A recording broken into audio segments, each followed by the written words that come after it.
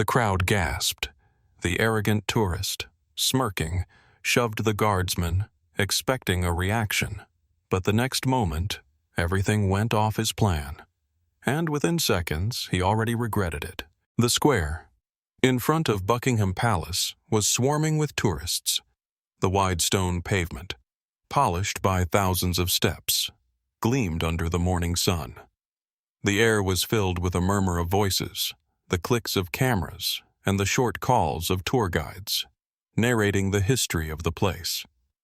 People moved in a dense crowd, chatting, laughing, and exchanging glances in anticipation of the perfect shot. Some rushed to find the best angle, others shamelessly pushed through the crowd, while some simply stood still, admiring the palace's architecture. However, for most, the main attraction wasn't the buildings or the massive black gates with golden ornaments. It was the royal guards standing in front of them. They were motionless, like statues, strict, impassive, dressed in bright red tunics, white gloves, and tall bearskin hats. They didn't react to the crowd, didn't blink, didn't move. Tourists constantly gathered around them, hoping to catch a moment when one of them would flinch, break, or show even the slightest emotion. Children jumped in front of them. Some people waved their hands in their faces, and others, after exchanging looks with their friends, whispered about how they could provoke them. Among the sea of people, one man stood out, tall, lanky, with scruffy stubble and a smug expression of superiority. He moved lazily and casually, as if he owned the place. Wearing a worn black jacket, buttoned carelessly with a single fastener, and a dark baseball cap which he kept adjusting with a nervous gesture, he walked across the square, holding his phone in front of him. "Ladies and gentlemen, behold the real-life robots. Look at them. They don't even blink." His voice was loud, drawling, unpleasant. A few tourists chuckled. Some even giggled. Others just exchanged glances and shrugged. It seemed like stunts like this weren't uncommon here. But some were intrigued. A few pulled out their phones, while others turned to see what he was about to do. He stopped in front of one of the guards, a tall, light-skinned man in his 30s, standing absolutely still, his expression stone-cold. His back was straight, hands firmly clasped, eyes fixed straight ahead. No reaction, no indication that he even noticed what was happening. The redneck smirked, clearly enjoying the attention. "Snap!" He snapped his fingers sharply right in front of the guard's face. "Hey, buddy, you even alive?" The crowd held its breath. The guardsman didn't blink, didn't raise a brow, didn't move even a millimeter. But something in the air shifted. Some tourists stepped back, others stopped laughing, and some were already recording, anticipating what would happen next. The redneck felt like it wasn't enough. And then, suddenly, he shoved the guardsman's shoulder. The crowd erupted. Some gasped loudly, a few people screamed, and others whispered in disbelief. Tourists, holding phones, instinctively raised them higher, recording everything. Those who hadn't started filming yet hurriedly switched on their cameras. This was the moment. Thousands came here for an unscripted spectacle, a rare event, where the unshakable guards somehow interacted with the world around them. But the guardsman didn't move. His posture remained perfectly rigid, as if nothing had happened. He didn't blink, didn't change his expression. Only a slight tension in his jaw became barely noticeable. His gaze was fixed forward, as if the redneck wasn't even standing in front of him, as if this incident was nothing more than an illusion. Tourists exchanged looks. Some snickered, others whispered, "Whoa, no reaction at all?" But suddenly, everything changed. In the next instant, the guardsman took a sharp step forward. It was so fast, so unexpected, that many instinctively jumped back. "Stand back!" The guardsman's voice tore through the air like a thunderclap on a clear day. Deep, commanding, precise. The voice of a soldier. He didn't shout. He ordered. The crowd boiled. Some even let out a stifled scream in surprise. The redneck jerked back, his face twisting in shock. Just a second ago, he was certain he controlled the situation, but now something had broken inside him. He staggered, his feet tangled, his boots scraped against the stone pavement. And then he fell. A loud thud echoed through the square. His head rang from the impact against the stone. His palms splayed out, his back smacked against the cold, hard ground. The crowd buzzed like a disturbed beehive. Whispers, snickers, then the first loud laugh. "Are you out of your mind?" The redneck roared, scrambling to get up. He flailed his arms like a drowning man, clutching at the air, trying to grab onto the stone pavement. His movements were jerky and ridiculous, like he was desperately trying to salvage what was left of his dignity. But before he could stand, movement stirred in the crowd. People shifted. The crowd instinctively parted, forming a living corridor. 2 police officers, dressed in dark blue uniforms, calm, collected, serious, stepped forward. They weren't rushing, they weren't running. Their steady pace only made it worse. They walked like men who knew the situation was already settled. The redneck froze, blinking for a moment, as if he couldn't process what was happening. One of the officers spoke, his voice cold, short, and official. "Sir, get up. You are under arrest for assaulting a royal guardsman." The crowd went silent. The redneck didn't immediately process the words. His face shifted from shock to frustration, then to growing rage.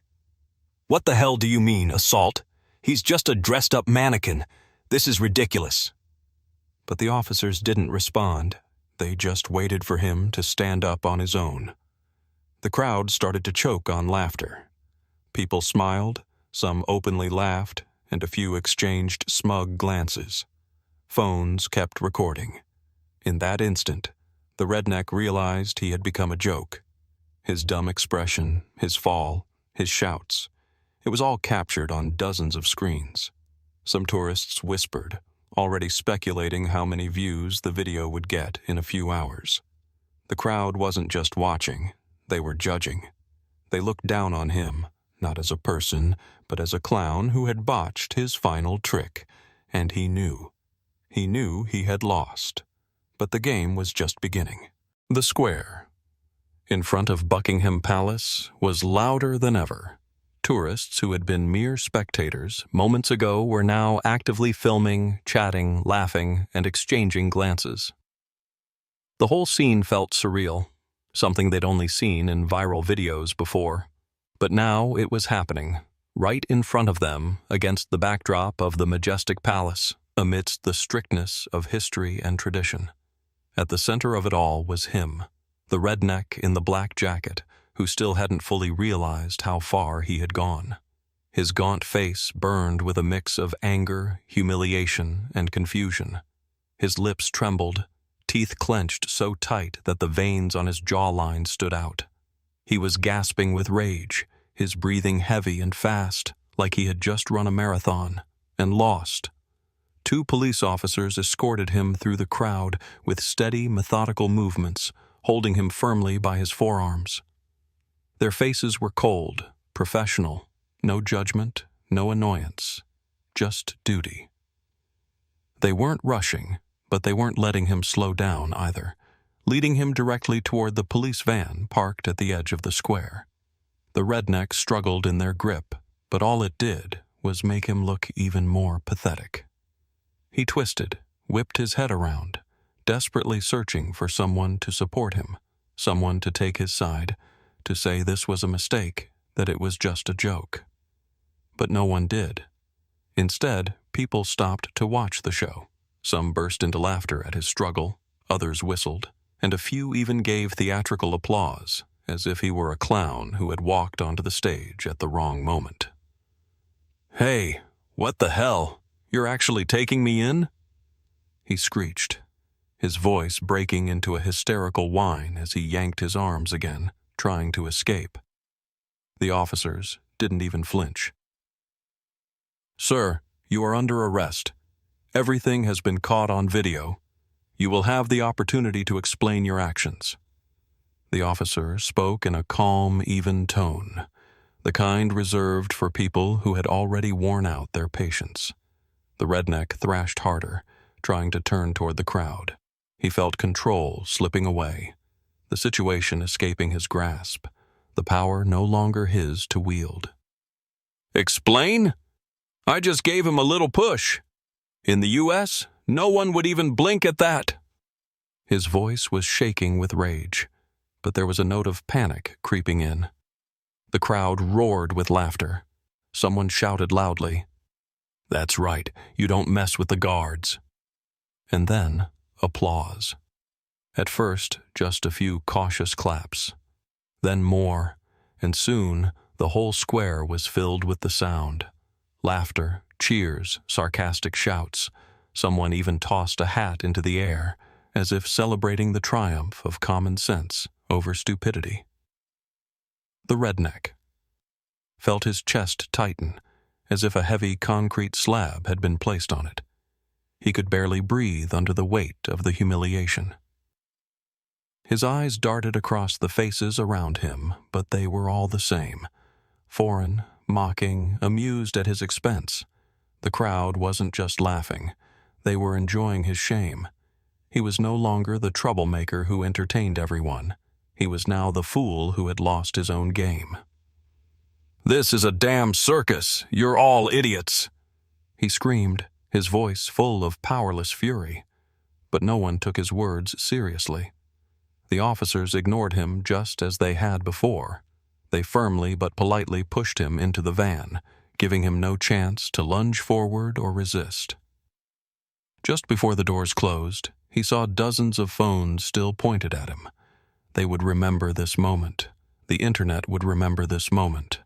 And he knew that within hours, people around the world would be laughing at him, and there was nothing he could do about it. The square, in front of Buckingham Palace, slowly returned to its usual rhythm. The police had taken the redneck away, and the shouts that had filled the air moments ago had already become nothing more than a memory for those who witnessed it. The crowd still buzzed. Tourists chatted excitedly, exchanged glances, and re-watched the videos they had just captured. Laughter, whispers, excited voices. This small incident had become something bigger than just a random disruption. But amidst all the noise, one man remained, the same. The Guardsman. He had already returned to his original position, back straight, shoulders squared, eyes locked forward. He hadn't turned his head, hadn't looked in the direction of the redneck, hadn't changed his expression. As if nothing had happened, as if there had been no loudmouthed tourist, no laughter, no shouting, no mockery, no fall, no arrest, because none of it mattered. People in the crowd noticed. Some, standing closest, shook their heads in amazement. Others whispered to one another, pointing at him. A few stepped forward, not to provoke him, but out of genuine respect. A woman with a camera slowly lifted her lens and clicked a photo. A man in a suit took a step closer, raised an eyebrow, as if he wanted to say something, then thought better of it. A child standing beside his parents stared at the Guardsman in awe, then quietly asked his father, "Dad, is he really not afraid?" The father smiled and leaned down to his son. "No, son. He's a soldier." The crowd began to disperse, people returning to their roots, continuing to take photos. But now, many looked at the Guardsman differently. They didn't need to fight back. They didn't react to shouts or taunts or attempts to get under their skin. Guardsmen don't react to provocation. Guardsmen don't give in to emotion. Guardsmen do their duty. No matter how loud the day gets, no matter how harsh the laughter, no matter how ridiculous the fool trying to mock them. In the end, they remain. the provokers come and go. But the guards stay.